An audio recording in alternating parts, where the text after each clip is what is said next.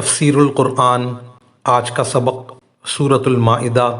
آیت نمبر 32۔ اعوذ باللہ من الشیطان الرجیم، بسم اللہ الرحمن الرحیم۔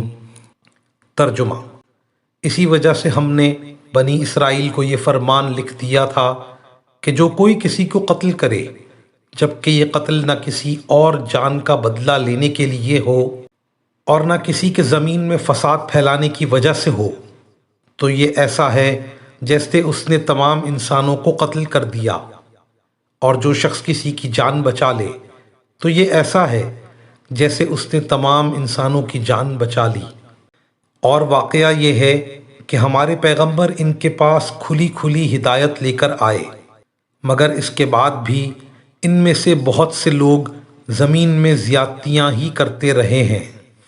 اس آیت کی تفسیر میں مفسرین کرام فرماتے ہیں، حضرت آدم علیہ السلام کے ایک بیٹے نے اپنے بھائی پر ظلم و زیادتی کرتے ہوئے قتل کر دیا۔ ہم نے بنی اسرائیل پر یہ بات لکھ دی، ان کے لیے شریعت بنا دی اور اس کا اعلان کر دیا، جو بھی کوئی شخص کسی شخص کو قتل کر دے اور یہ قتل کرنا کسی جان کے عوض نہ ہو